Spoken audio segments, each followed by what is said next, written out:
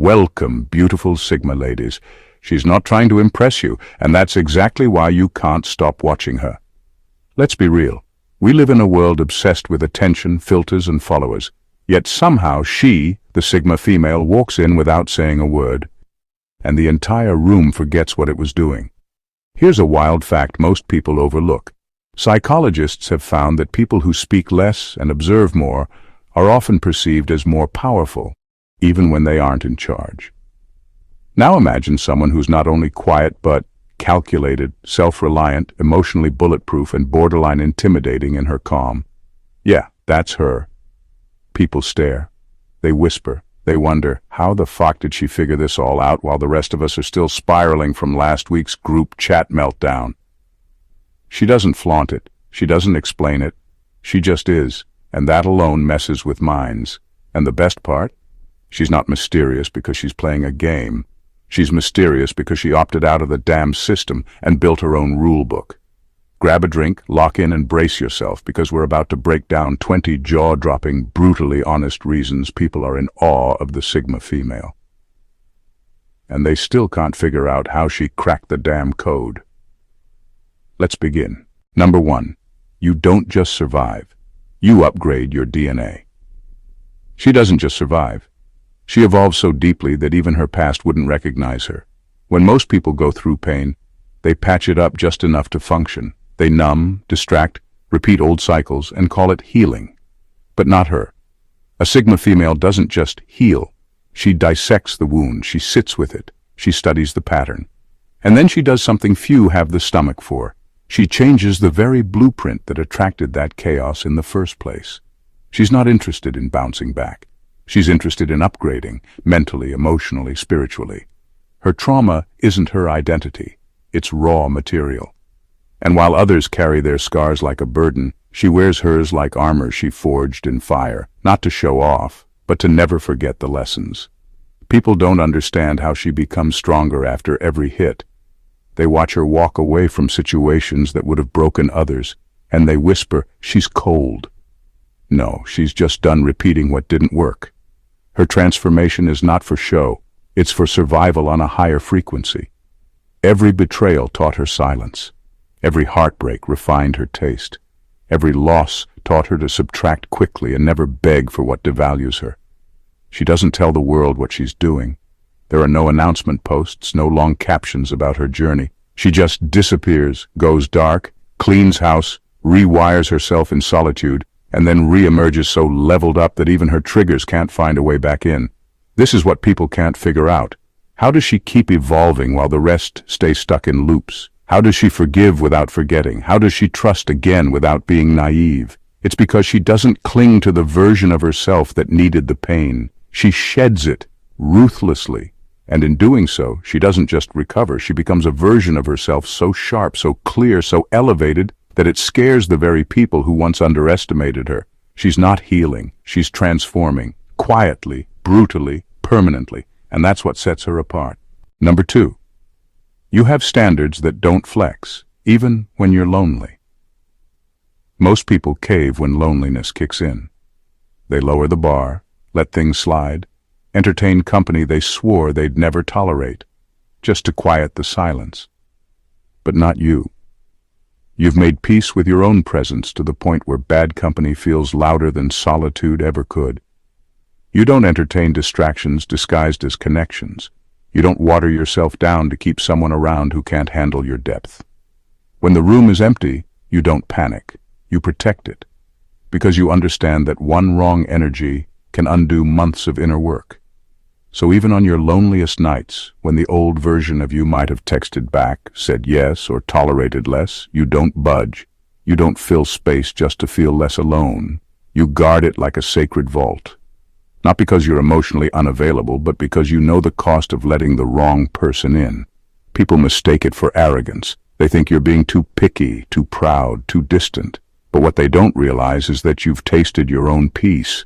And now anything that disrupts it feels like poison. You've set a standard, not to feel superior, but to protect your alignment, your energy, your evolution. And here's what's truly rare about you. You stick to it. Even when the void gets heavy, even when the bed feels too big, even when memories creep in, You hold the line. Because you'd rather feel the sting of temporary loneliness than the slow death of self-betrayal. You know the world is full of people who can make you feel occupied but still empty, and you refuse to settle for that. So while others chase momentary comfort, you wait in quiet confidence for something real, aligned, and worthy of the peace you built without them. That's not just strength. That's emotional intelligence wrapped in radical self-respect. And that's exactly why they don't make many like you. Number 3, you don't need to win every battle. You're focused on the war. You are not the kind of woman who takes the bait. You see the trap before it's even set. The passive aggression, the subtle digs, the online shade, it all rolls off you because you know exactly what it's trying to do. It wants your reaction. It wants to drag you down into small games with small people. But you don't bite. You stay silent, not because you're weak, but because you know how much your attention is worth, and you never give it away cheap. While others waste energy trying to prove a point, defend their name, or clap back, you stay focused on the bigger picture. You're not here to win small arguments. You're here to dominate the long game. You understand that every battle isn't worth your fire, and not everyone throwing punches deserves a response. Let them talk, let them spiral. You've already left the arena they're still screaming in. You're not afraid to be misunderstood in the moment, because you trust the unfolding. Time has a way of exposing liars, revealing truth, and vindicating the quiet ones. You don't interrupt that process by forcing clarity where it isn't welcome. You protect your energy like it's gold, because it is. Your silence isn't weakness, it's strategy. And that's what unnerves people. They expect you to break, to argue, to lower yourself, but when you don't even flinch, they realize they never had power over you to begin with. You know how to walk away without slamming doors. You know how to detach without making a scene. And you know how to outgrow situations without needing to prove anything. That kind of emotional discipline is rare, and it's exactly what makes you dangerous in the best way. While they're busy chasing moments, you're building legacy. While they're caught in noise, you're making moves in silence. And when the real war reveals itself, you're already 10 steps ahead, calm, prepared, and impossible to knock off balance. Number 4, you scare people who can't buy you. You intimidate the kind of people who are used to getting their way with shallow power.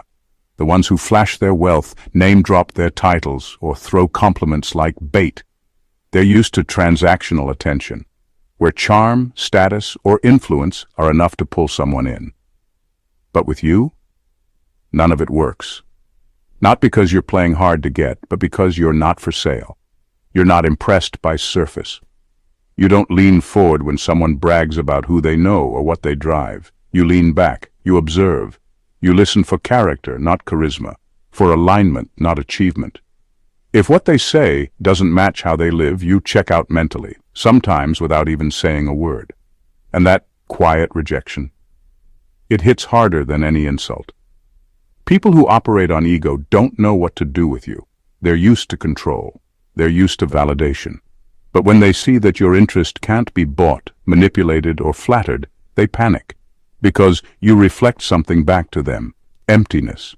You become a mirror showing them that their status isn't substance. Their praise doesn't move you, their power doesn't reach you. They call you difficult, cold, unreachable. But really they just hate that you don't need them. You don't need their approval, their network, their lifestyle. You've built your own foundation. You're not looking to be saved or elevated, you're looking for real, for honest, for something that holds its shape when the spotlight's gone. And that's what scares them the most. That someone like you exists.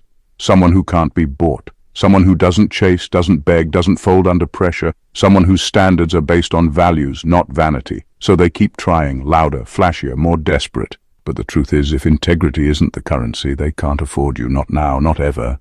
Number 5. You broke the rules and built your own framework.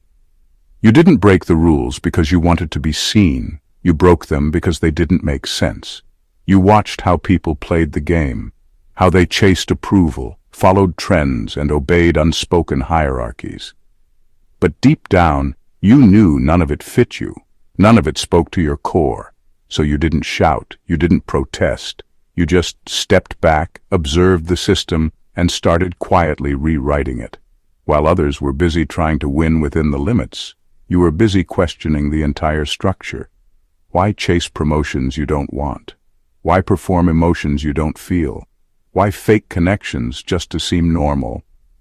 You realized early on that the path laid out wasn't designed for someone like you. It was designed to keep you small, obedient, and dependent. So you exited, not with noise, but with precision. You didn't reject the world. You simply chose not to let it define you. You crafted your own framework, how you live, how you connect, how you lead yourself.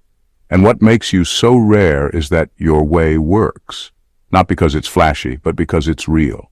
You're not living for the highlight reel. You're living in alignment. And that's why people can't figure you out.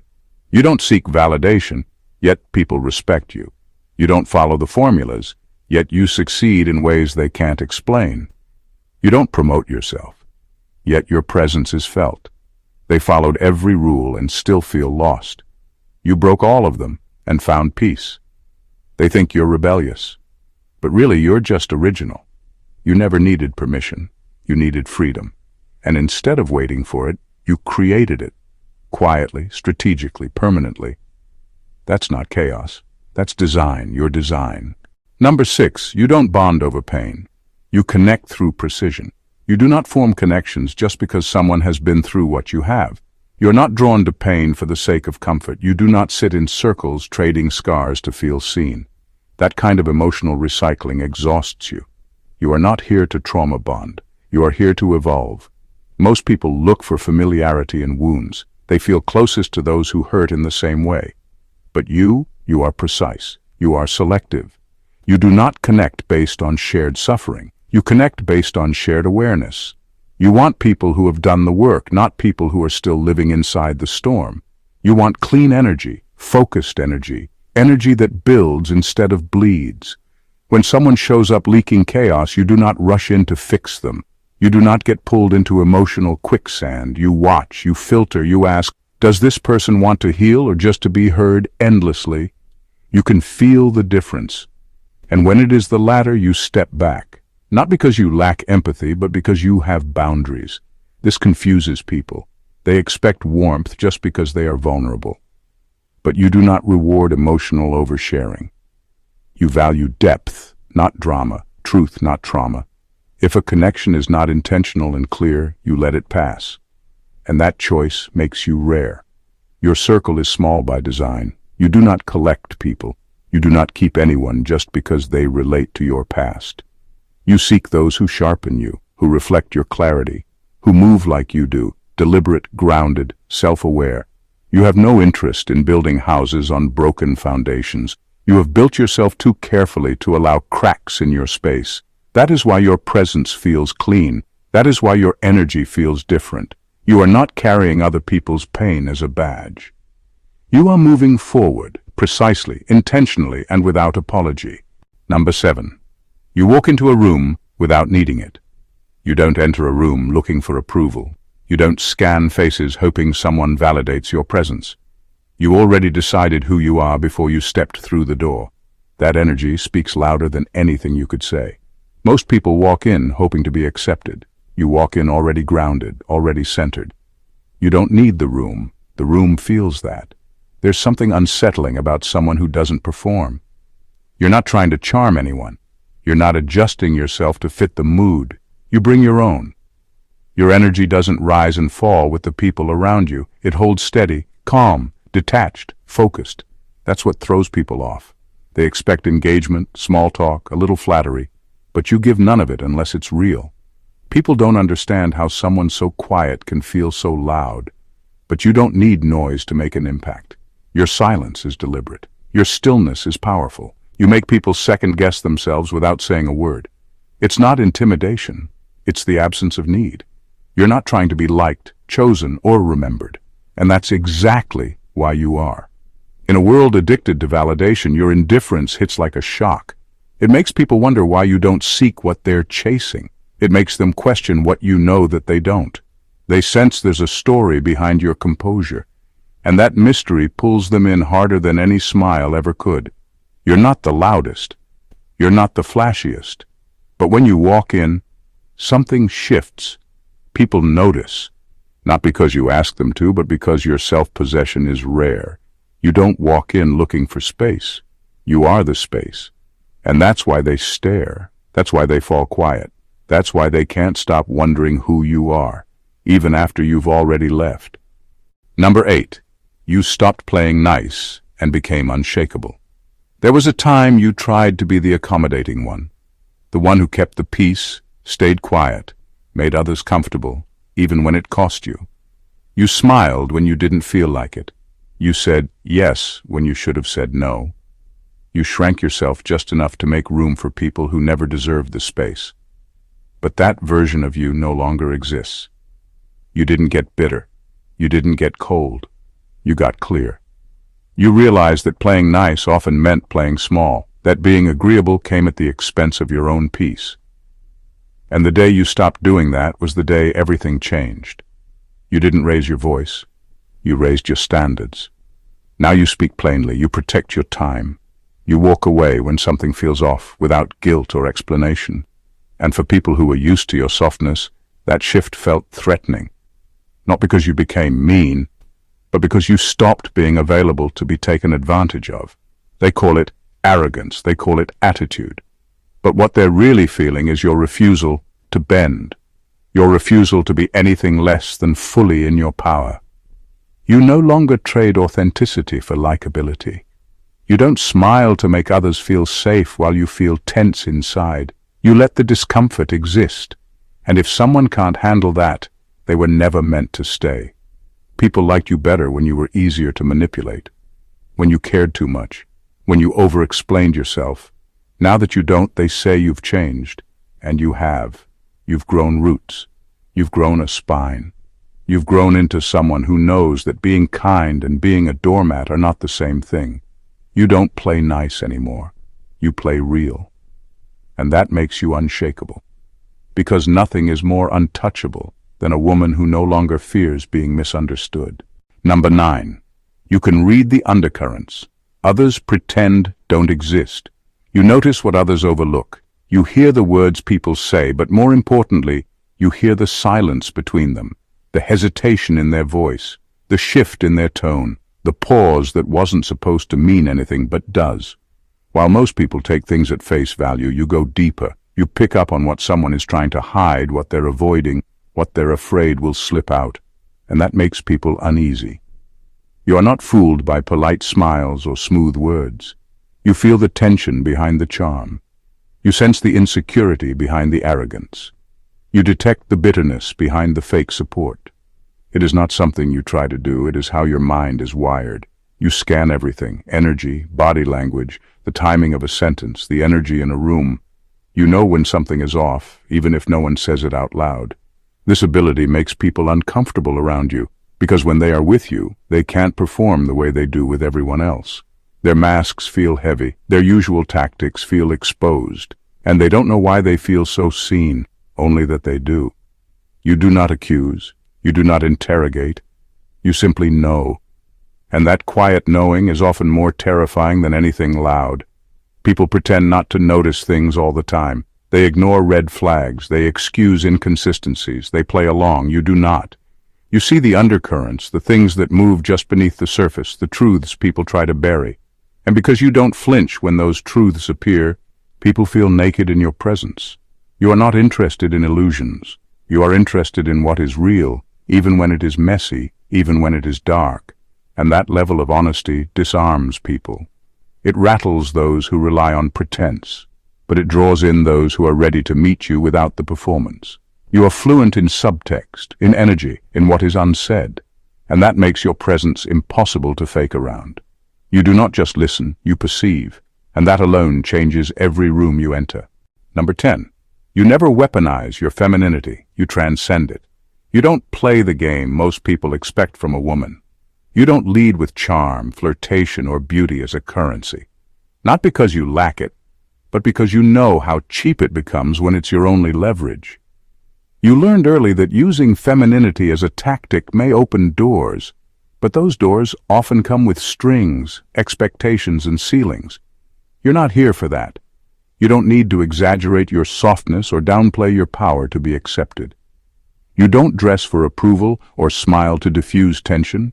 You don't speak to be liked. You speak to be understood. And that alone changes the dynamic in every room you enter. People don't know where to place you because you're not playing a role they recognize. You don't sell the performance. You are the presence. You've outgrown the idea that feminine power needs to be seductive, submissive, or aesthetic. You don't seduce with surface, you disrupt with substance. Your thoughts carry more weight than any compliment. Your silence speaks louder than your appearance. And that shakes people. They can't figure out how someone so grounded, so poised, so self-contained isn't using her looks, her voice, or her charm to get ahead. Because most people expect femininity to come with either sweetness or strategy. But with you, there's neither manipulation nor performance, just clarity. You're not asking to be seen. You simply show up, and everything shifts. People listen when you speak, not because your tone is pleasing, but because your words are rooted in certainty. You don't lure attention, you command respect. Your mind is the first thing they remember and the last thing they can forget. This is why you can't be underestimated for long. You don't compete, you don't convince, you don't overcompensate. You just exist in full alignment with who you are. And that kind of woman terrifies those who depend on external validation to feel powerful. You've transcended the need to use your femininity because you've discovered something far more rare. Feminine energy that is integrated, intelligent, and impossible to control. Number 11. You understand loyalty without addiction. Your loyalty is not a trap, it is a choice. You do not stay in relationships, friendships, or connections because you are afraid to be alone. You stay because the energy feels right, because the bond is mutual, because the respect is intact. But the moment it turns into control, you pull away without flinching. You are not loyal out of habit or fear. You are not the type to confuse history with value. You could know someone for years, but if the connection starts to drain your peace, you do not hesitate to leave. That is what makes your loyalty rare. It is conscious, not compulsive. People expect loyalty to come with sacrifice, with blind support, with silence when things go wrong. But you do not believe in loyalty that demands you shrink. You do not owe your loyalty to people who use it as a leash. The moment someone tries to guilt you into staying or manipulate you with loyalty as a weapon, you know exactly what to do. Detach. You understand that real loyalty doesn't chain you to dysfunction. It doesn't ask you to betray yourself just to prove your care for someone else. You know the difference between support and submission, between patience and self-betrayal. When you are loyal, it's felt deeply. You show up, you protect, you give your time and energy fully. But once it becomes clear that your loyalty is being used instead of appreciated, you remove it without drama. Not because you stopped caring, but because you started choosing peace over pressure. People who are used to emotional dependency do not understand you. They think if you leave, you never cared. But what they fail to realize is that your love is powerful, not possessive. You love with freedom. You commit with clarity. And when it ends, you let go with the same honesty you brought in. You are not bound to anyone by fear, guilt, or habit. You stay by choice. And that is exactly why your loyalty, once lost, cannot be replaced. Number 12. You rewrote femininity to match intelligence, not fragility. You never bought into the idea that being feminine meant being small, soft, or dependent. You saw how the world tried to box women in, either sugarcoat them into submission or paint them as cold for having standards. But you chose a third path, one that didn't ask you to dilute your intelligence or disguise your strength behind politeness. You rewrote femininity on your own terms.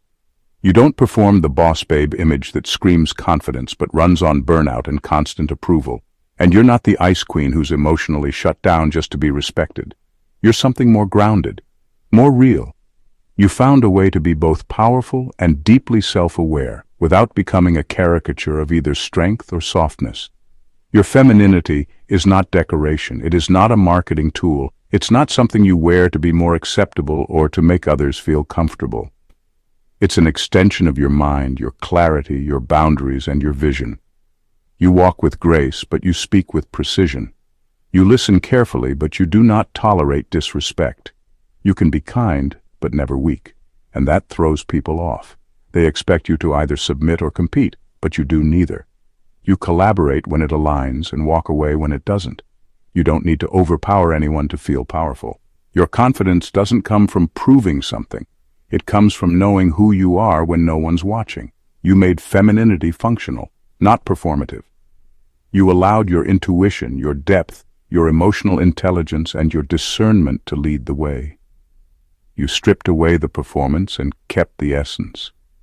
That's why people can't define you. You don't fit the template. You didn't bend yourself to be liked or feared. You became the kind of woman whose strength isn't loud but is impossible to ignore. And that redefinition, that's your quiet revolution. They've tried to decode you, label you, fit you into something familiar, but none of it sticks, because you were never built to be predictable. While the world clings to templates, you've chosen truth. While others seek approval, you've chosen alignment. And that choice, over and over again, is why they're in awe, even if they'll never say it out loud. You didn't rise by mimicking. You didn't earn respect by performing. You became who you are by removing everything that wasn't real.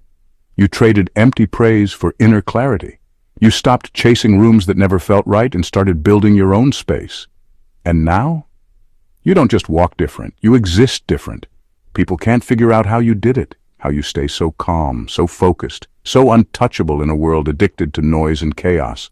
But the truth is, you didn't find some secret shortcut. You just refused to betray yourself. You mastered silence. You weaponized solitude. You chose your peace over their approval, and that's exactly what made you powerful. So let them wonder, let them stare, let them whisper about how you cracked a code they're still fumbling with. You don't need to correct them.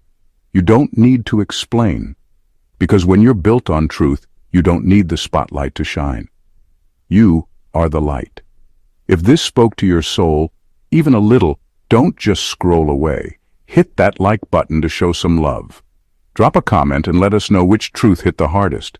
Share this with someone who moves different just like you. And if you haven't already, subscribe to the channel. Because around here, we don't chase the spotlight. We own our frequency. Your tribe is waiting. Let's grow it together.